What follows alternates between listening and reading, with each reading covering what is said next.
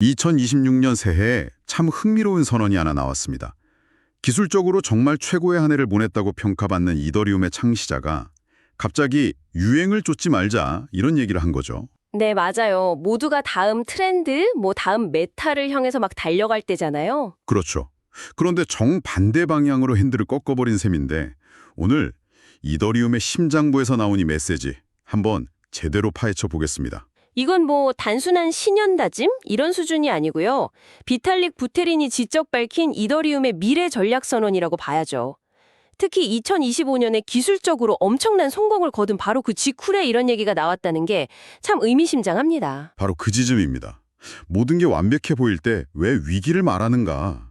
그럼 먼저 2025년에 이더리움이 구체적으로 어떤 성과를 거뒀는지부터 짚어보고요.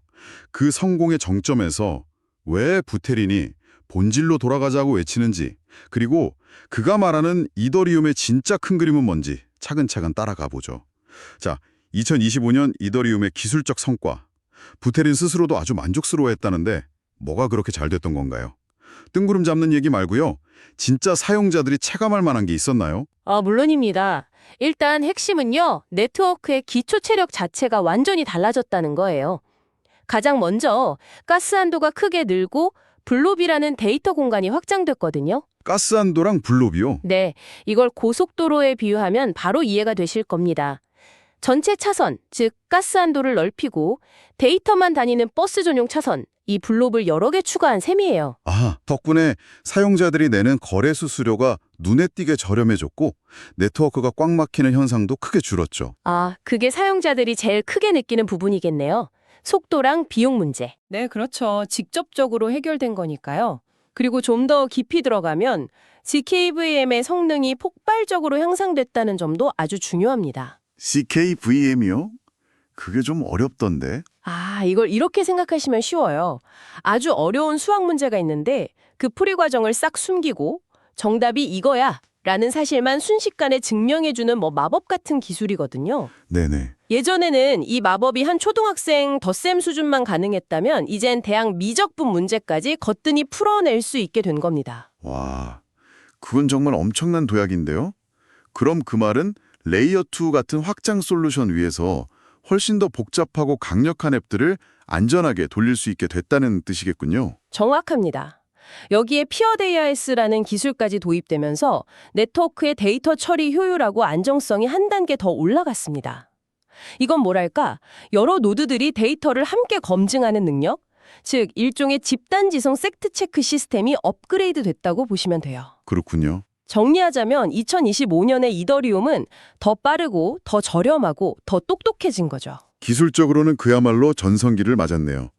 그런데 바로 이 지점에서 부테린이 찬물을 끼얹습니다. 다음 메타를 이기는 것에만 집착하지 말라고요. 아니, 밈코인 같은 게 사용자도 끌어모으고 돈이 돌게 만드는 어떻게 보면 생태계의 활력소 아닌가요? 그걸 쫓는 게 왜 그렇게 위험하다고 보는 걸까요? 거기서 부테린의 근본적인 고민이 드러나는 겁니다. 단기 유행이 사용자와 자금을 끌어모으는 순기는 분명히 있죠. 하지만 그는 그 유행의 독성을 경고하는 거예요. 유행에만 매몰되다 보면 네트워크의 근본 철학, 그러니까 이더리움이 애초에 왜 태어났는지가 흐려진다는 위기감이죠. 부테린이 꿈꾸는 이더리움은 그냥 또 하나의 투기판이 아니거든요. 그가 계속 강조하는 월드 컴퓨터라는 비전이 있잖아요. 월드 컴퓨터. 이 말이 참 거대한데 이게 구체적으로 우리 삶에서 어떤 모습으로 나타나길 바라는 걸까요? 전 세계 누구나 그냥 코드 몇 줄만으로 허가 없이 자기 프로그램을 올리고 실행할 수 있는 그런 거대한 공용 컴퓨터 같은 건가요? 네, 완벽한 설명이십니다. 특정 기업이나 정부의 통제 없이 검열이나 사기, 불필요한 중개자 없이 누구나 자유롭게 이용할 수 있는 글로벌 디지털 인프라.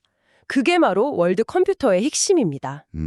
그런데 밈코인 열풍처럼 단기적인 이익만 쫓다 보면 이 원대한 목표는 잊혀지고 결국 중앙화된 금융 서비스랑 다를 바 없게 될 수 있다는 거죠.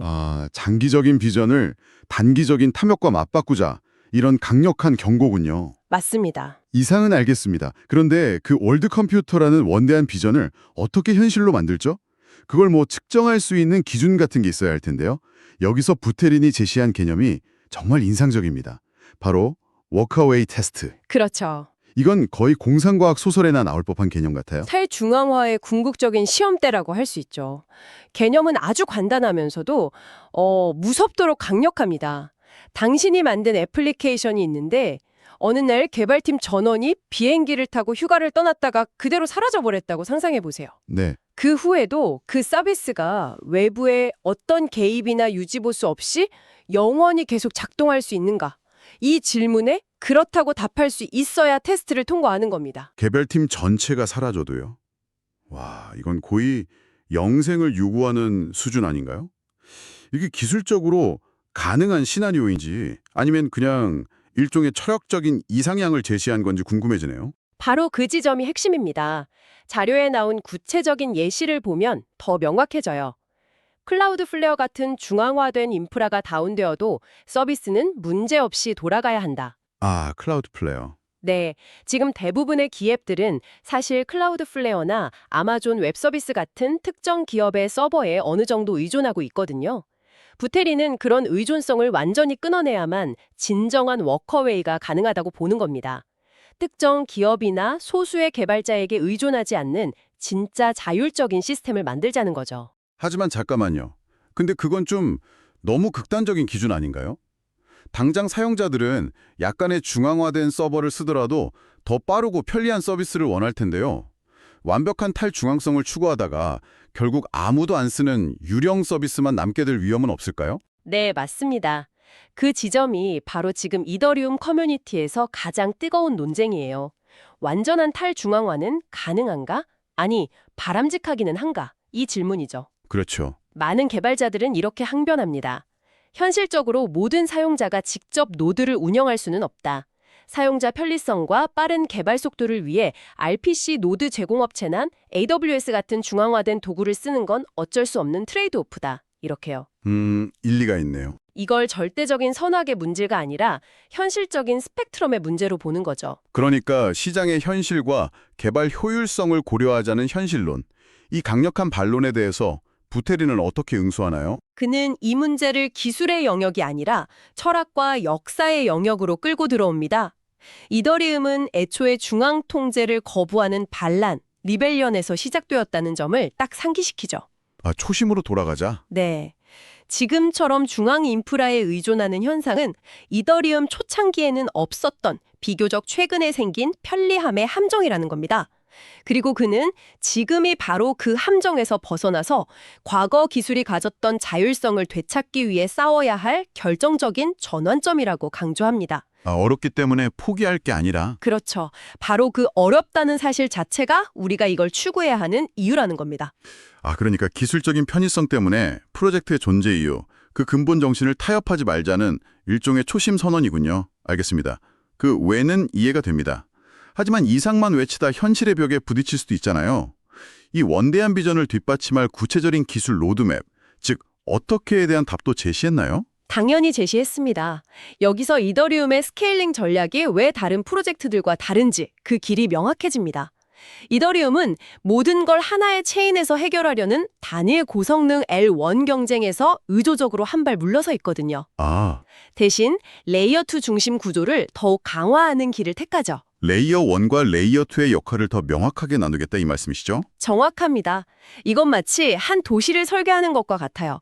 모든 건물을 도심 한가운데 빽빽하게 짓는 게 아니고요. 도심, 즉 레이어 1에는 청와대나 국회, 대법원 같이 국가의 가장 중요하고 안전해야 할 핵심 기관만 남겨두는 겁니다.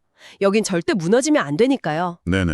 대신 수많은 시민들이 실제로 살고 쇼핑하고 일하는 주거지나 상업지구, 즉 레이어 2는 주변의 위성 도시들로 쫙 분산시켜서 전체적인 효율과 속도를 높이는 거죠. 아, 이제 그림이 완벽하게 그려지네요. 그러니까 이더리움이 다른 체인들처럼 우리가 제일 빠르다라고 외치는 속도 경쟁에서 한 발짝 물러나서 우리는 가장 오래 그리고 안전하게 살아남는다는 생존 경쟁으로 게임의 룰을 바꾸려는 거군요. 바로 그겁니다. 레이어 1은 생존을, 레이어 2는 속도를 책임지는 역할 분담. 맞습니다.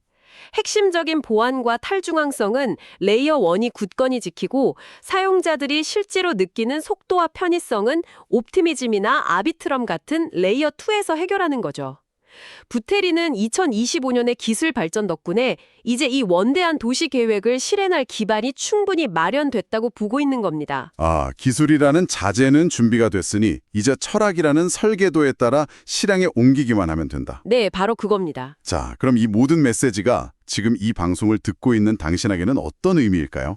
투자자나 개발자 입장에서 이 선언을 어떻게 해석해야 할까요? 이건 아주 중요한 옥석 가리기의 기준이 바뀐다는 신호입니다. 지금까지는 얼마나 많은 사용자를 모았는가, 얼마나 트렌드를 잘 탔는가가 좋은 프로젝트의 기준이었다면 앞으로 이더리움 생태계에서는 개발팀 없이도 영원히 살아남을 수 있는가라는 이 극한의 스트레스 테스트가 새로운 기준이 될 거라는 선언이죠. 와, 부테린의 메시지는 단기 트렌드에만 편승하는 프로젝트의 위험성을 경고하는 동시에 묵묵히 장기적인 탈중앙 인프라를 구축하는 프로젝트의 생존 가능성이 훨씬 높다는 것을 명확히 보여줍니다. 시장의 열광적인 분위기나 단기적인 수익률에 휩쓸리기보다는 내가 투자하거나 만들고 있는 이 프로젝트가 과연 워커웨이 테스트라는 그 무시무시한 질문 앞에서 얼마나 버틸 수 있을지 냉정하게 따져봐야 한다는 말이네요. 그렇습니다.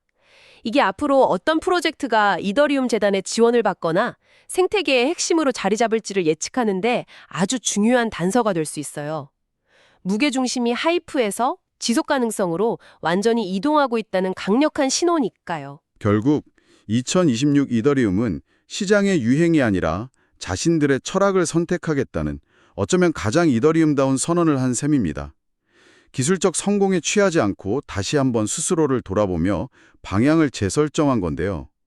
이 고집스러운 선택이 앞으로 암호화폐 시장 전체에 어떤 변화의 바람을 몰고 올지 지켜보는 건 정말 흥미로운 일이 될 겁니다. 그리고 부테린의 메시지는 단순히 이더리움에만 국한되지 않습니다. 지속 가능성과 자율성에 대한 근본적인 질문을 우리 디지털 시대 전체에 던지고 있죠. 여기서 당신에게 남길 마지막 생각할 거리는 이것입니다. 우리 삶을 지배하는 다른 디지털 서비스들, 예를 들어 당신이 매일 쓰는 소셜미디어나 검색 엔진에 이 워커웨이 테스트를 적용한다면 어떨까요? 만약 구글이나 메타의 창업자들과 핵심 개발팀이 내일 아침 모두 사라진다면 우리가 쓰는 그 서비스들은 과연 우리 곁에 영원히 남을 수 있을까요? 아니면 그저 특정 황제에게 의존하는 거대한 디지털 제국처럼 함께 무너져 내릴까요? 시청해 주셔서 감사합니다.